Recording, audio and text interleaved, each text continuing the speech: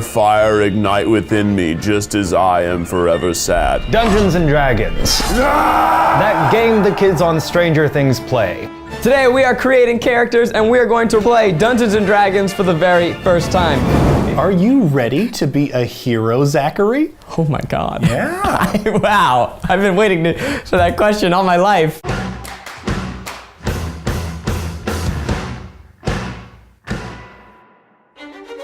Today we are playing Dungeons and Dragons for the very first time, and to help us to be our dungeon master, our dungeon daddy, we are joined by James D'Amato of the One Shot Podcast. James and I actually are old friends. We met in Chicago improv classes. That's and true. I kind of feel like D&D is a little bit like improv. D&D is exactly the same as improv. Wow. During each round, different players will take their turns telling us what their character does in a moment of crisis. What do you do to intervene? I think I'm gonna sing a song. I played a few sessions in high school. Mostly we created characters. You know, I'm not really a board game guy. I've done 0 role-playing outside of the bedroom. Yes, I can't wait to get hard from this game. Whoa. Boner alert. Yeah. Welcome to the magical land of Snowdonia, a frigid place full of mysterious magic, wild weather, and dangerous forests.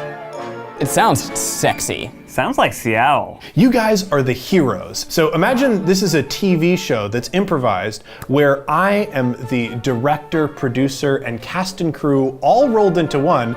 Darkness has fallen upon the Snowdonian forest. Screams echo from somewhere deep within, while a cold rain begins to fall. We peer through groves upon groves of trees into a small clearing where a fire has been lit. And then moving across the fire, lit up in this brilliant red, we see Ned. So, how does one go about creating a character? So there are a couple decisions that we need to make up top. They are your race and your class. Asian, cool. Ashkenazi Jewish. That other white guy. So this is going to be more like elves and dwarves and whatnot. But there are a couple races that are unique to D&D, like Dragonborn and Tiefling. Tiefling? Tiefling, they're like devil people. Every character in Dungeons and Dragons has 6 core stats. You're gonna be good at some things and not so good at other things. Yeah, I mean, I was thinking like, like a badass warrior, but more crazy. Okay, so what you're saying Like to me, not noble at all. please describe him. I am Edgar the Destroyer. 6'10", soaking wet. I am a human barbarian. I take no prisoners, and I always skip leg day. I love my wife, I love my baby, but I was thinking like maybe in this universe they've been kidnapped. And that's my one mission in life is I have to get them back! We see an incredibly muscular, beefy man with skinny chicken legs. He's holding his axe in defense against this looming skeleton. You are grappling with this thing. You're very, very strong, but you're incredibly top heavy. And you just catch balance in the wrong way and fall down. So the creature begins to try and smash its mace down on you. As it's doing that, one of your friends comes to your aid. Zach, who is your character? I think people would expect me to be one of the little ones, but this is my imagination realm, and I'm gonna be whoever the hell I wanna be. You could be a bard. What? Bards combine music and fighting powers, and they actually inspire everyone around them. I can inspire people with my song? Oh yeah. I can sing to my friends all day? Yes, you can. Oh, we're doing that for sure. Zachary is a bard. Hello, friends. I am Hatankles, the irresistibly charming, sexy little demon bad boy tiefling bard. When I'm not busy charming the pants off of all those here in Snowdonia, I'm singing songs and spreading joy and merriment and making people fall in love with my sonorous voice. We hear a zap in the background, and we cut over to Eugene. I think my main inspiration is I just wanted to be Cate Blanchett as Galadriel, but when she turns evil for that hot second. Yes. Or Cate Blanchett in Carol, where she has the amazing power of romantic lesbian influence. There are no fantasy adventure movies about middle-aged divorcees. Yes. Why not? Ah, what draconian nightmare is this that I stumble upon the company of two members of a subpar male species? Did I leave the grasp of my druid husband who only thought he could make love as a bear? No, it was me, the beast all along, who left into the arms of a female strider, a ranger who took me into her womanly bowels and made me see the light of art and discovery. And here I am, trying to find myself. Yes, I'm Carol. I feel like maybe by joining this tiny, little-ankled man and this giant... I'm a normal-sized man. I define my character traits. This is fantasy. With that, I think we hear a rumbling through some trees in a clearing, and Keith, your character is going to be face-to-face with an enormous skeletal beast. Why do you adventure? My parents, they didn't really believe in my pursuits. I wanted to be an artist, and they said, "You'll never succeed." They kicked me out of the house. Please introduce us to your character. I'm Joshua. I'm halfway through a painting. I'm sort of trying to capture what's going on here with the battle, Edgar's top-heavy torso, the beautiful Carol, the tiny Hatankles. I'm normal. Only in comparison to all of us. I'm still often being flooded with memories of my previous relationship, which obviously ended in a way that I didn't like, but I'm ever on my quest to gather all the paints I can get. Pigments are rare and hard to find. Yeah, I'm definitely trying to build my palette. Once my ultimate palette is complete, I can rest. I think we cut to a very quick shot of all of you running out of the forest together. Go, bros! D&D has three major types of gameplay: roleplay, ability checks, and combat. As you exit this forest, you see a small, hunched creature holding a sign. Well, the guys at the stars and are going to be driving the action. I play the rest of the world, reacting to them. I'm sorry, brave warriors. Would any of you be Hatankles? Hello, I am Hatankles, and these are my new friends. My name is Kilometers, and I have been dispatched by your friend Keith to help you in this new town. He booked you for a night of singing and heroism. We don't get a lot of acts coming through. Most of them die on the road, so I am extremely excited to see you. Here's the thing, I've been traveling around as a solo act, but it hasn't quite saved the world yet, has it? It's moved people, sure, but I don't know, what do you say, gang? Oh, I'm really just an artist, but I could, make some dope banners for your show. I'm searching for my family. Therefore, I will help you. You remind me of the daughter I left behind, and I would love to see you prove yourself. Snowdonian idol.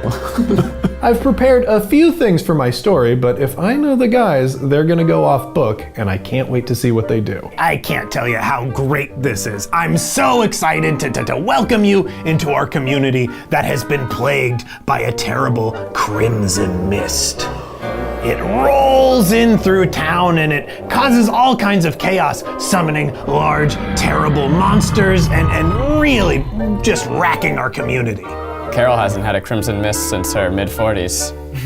That was inappropriate. It was pretty that was inappropriate, even in this non-denominated time. We don't know Kilometers that well. Yeah. All right. I'm middle-aged, but what are you trying to It say? liberated her, she feels great. Liberation is all but relative to others. Maybe we'd all feel a little bit better after a nice dinner. Hard cut too. And so our heroes sat down to a lovely meal together. After laughing and chatting, they suddenly hear a commotion going on outside in the town square. When players and their characters confront challenges in the game, they'll have to overcome them using ability checks. Carol, Yes. You have been tasked by your group to go outside and see what's going on unnoticed. So when you do something in D&D, first you have to see if you succeed or fail. And to do that, almost always you roll a 20-sided die. For that, I'm going to ask for a stealth skill roll. If you roll high enough, you'll succeed. If you fail, well, there are monsters out there. 20! That's incredible. His this first good? roll is a natural 20. We cut to you in the shadows in this gothic little town. You can see people carrying torches and chanting. We found another one! We're gonna burn them and chase away this crimson ruby mist as quickly as possible. And there are like cheers from the rest of the crowd. Well, we must save this person. I'm going to return back to my new comrades, I guess. Tankles. It's you, Carol.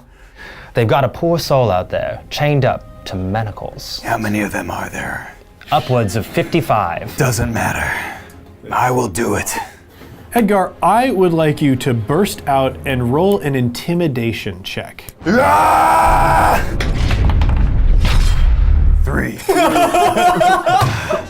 I think that is bad enough as a check. You're not the smartest in this group. I think you go out, people are chanting, you're yelling, and you just get swept up in the crowd. You go, yeah, and the people in the crowd go, yeah, and you're like, oh yeah, this is great. Not what I meant. Okay, well, Edgar didn't do the best. Who's got another idea? I think I can use a spell to confuse the group. First, I'm gonna go by and I'm gonna tap each of them on the shoulder, make them go, huh? Then I'm gonna start tickling the ringleader, and he's gonna go crazy. All right, here we go.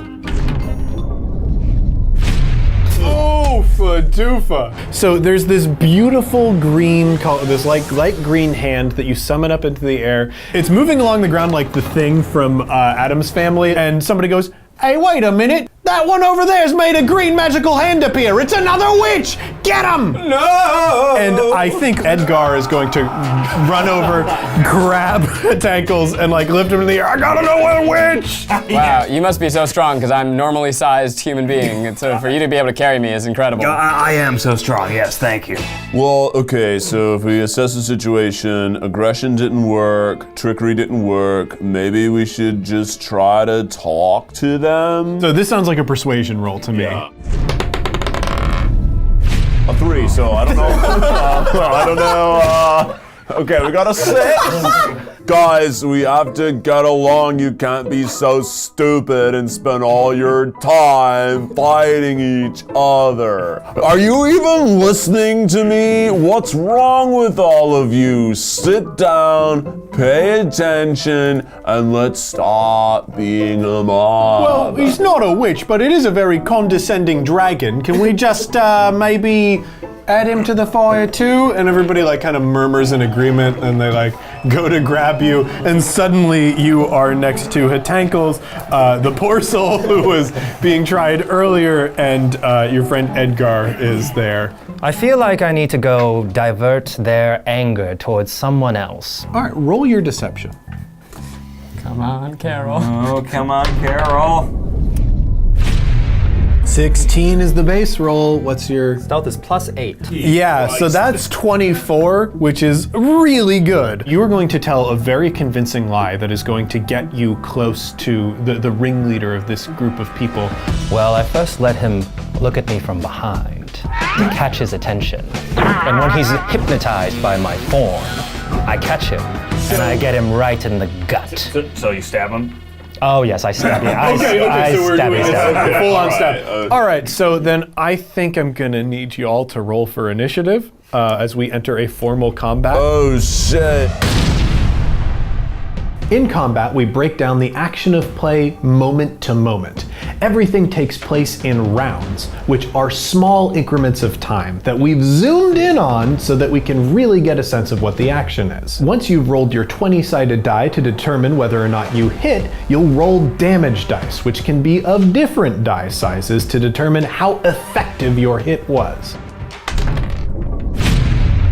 Double 7s. You run this person through and kill them immediately. Yeah, Carol. What do you say to him before he dies? What don't I say, Dungeon Master? But only 2 words. Gay rights. The majority of the crowd recoils in horror, but a few, their eyes glow an emerald green and they lean in to attack. Clearly, the mayor was part of some plot. You can attack with a weapon, cast a spell, or use one of your other abilities, but you can always fall back on your creativity. Unlike a video game, the options that you have aren't pre-prescribed. You can come up with whatever you want. I am going to run into the center of the demons, and I'm gonna cast Burning Hands. Spellcasters have a list of hundreds of potential different spells, but they have to choose wisely what they bring with them. 3, 1, 5. I put my hands together and say, fire, fire, ignite within me, just as I am forever sad. And A jet of flame shoots forth, engulfs one of these creatures entirely in fire. The other two, I think, are going to turn on Hatankles, who is currently up on Edgar's shoulder right now. Our heroes fight valiantly, using the powers of friendship they learned along the way, until... Hatankles, there is one boy left. One of your cantrips, Vicious Mockery, Yeah. is literally you insult someone so hard they take damage. That's probably going to be better than most of your weapons. I'm just using boys as a general term. No, it's a child. He's no more than 8 years old, and I'm gonna kill him. A simulacrum of an 8-year-old. I'm gonna use Vicious Mockery, and I am just gonna insult the shit out of this demon child. All right, please tell me what insult you are saying to this person. You are a stupid child. I bet you can't even read books past the 4th grade level. Yeah, you're smaller than me, and that's saying something. You can't eat candy unless your mom gives you permission. You have to lie to log into YouTube because you're under 13. All right, roll this one, the D4. 4, you insulted our party! No! You can see with each insult it's melting deeper and deeper into the ground. Edgar, it's your turn. You are going to roll a D12. 11. Okay. Plus 4 and plus 2. Yeah, that is 17 damage. You annihilate this. You take out all 3 of these. Oh, yeah! I take it like a baseball bat and I go from low to high. Ka-ka-ka! In one fell swoop, the first guy gets sliced completely like a diagonal window pane. The second guy gets his chin chopped off up into his brain. And the third guy just gets hit completely bludgeoned in the side of the head and falls dead on impact. Immediate concussion. Suddenly everybody in town is like, Listen, townsfolk, we come in peace. We are here to help. the person who was manacled before turns to Carol and they just say, thank you so much for saving me. I can't tell you what it means. No one would listen to me. The witch that our heroes had rescued closed her eyes and waved her hands. The crimson mist that had plagued the town evaporated in an instant. Our heroes and the witch had saved the day for now. This was so much fun. Everything seemed like it was moving on the fly and we were storytelling, the 5 of us in the moment. props to you for being such an amazing DM. You were just brilliant at really weaving things together as a storyteller. So I think it should just be something everybody who is a storyteller should do. I mean, who would have thought that a Kate Blanchett-based character could exist in this universe, but it worked really well. And certainly a really fun way to express yourself, especially with a group of friends. Go get your friends, play Dungeons and Dragons with them. You best believe that Hatankles is gonna dance again.